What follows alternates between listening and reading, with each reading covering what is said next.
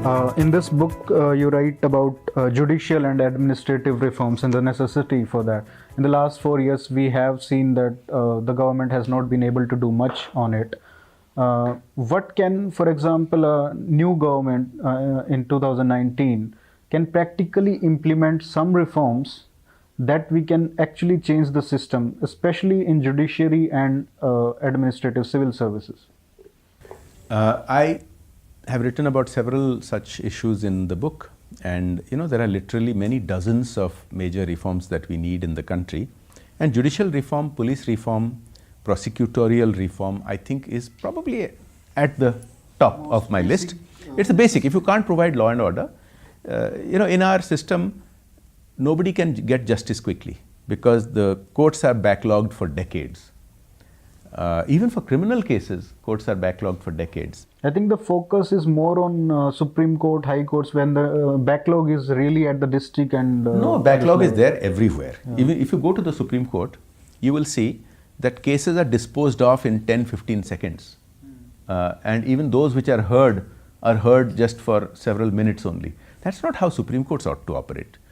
In proper democracy, Supreme Court really ought to focus on constitutional issues and give proper time to it. These cases ought to be handled at High Court level and at District Court level. Anyway, first of all, we have a terrible shortage of judges. Most democracies have between 50 to 100 judges per million population. We have barely 13. So we need something like 4 times more judges to meet the bare minimum requirement of most modern democracies. Now, the judge appointing procedure has also become opaque with the collegium system. It's unique in the world. There is nowhere in the world that judges appoint themselves. There has to be checks and balances. Now, the reason it happened in the 1990s was justified because in the 1970s and 80s, the government had interfered and started superseding judges because of their political affiliations rather than on merit. And so the judges took upon themselves the role.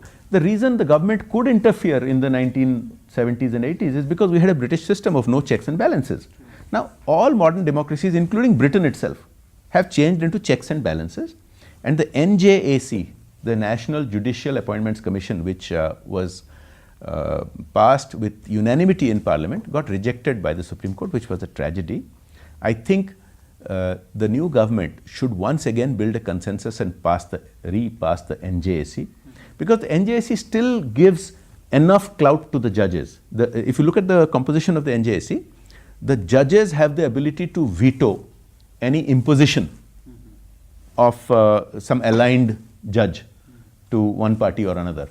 So, but it gives a role to government, it gives a role to the legislature. Some power sharing. Checks and balances, because you cannot have this, the whimsical appointment in the collegium, then the cancellation in the collegium you have seen recently. It's not correct. Even Supreme Court judges have started speaking out against it. So if we solve the problem of the appointment of judges to begin with, that will be the most fundamental, but it's not enough. We need to, by the way, to increase the number of judges, we have to make a huge financial commitment, and that only the government can make. Yeah. I think we only spent 12,000 crores or something on full judicial. Spend at least 30-40,000 crores extra to make, to raise the ratio of judges so that that there is enough bandwidth for the judiciary. But that's not enough. We have to change, we have to do police reform, because the judges can't judge unless the police are doing their job properly. Prosecutorial reform. The police have been politicized, the prosecution system has been politicized. Unless I have made proposals for them in my private members' bills and in articles that I have written.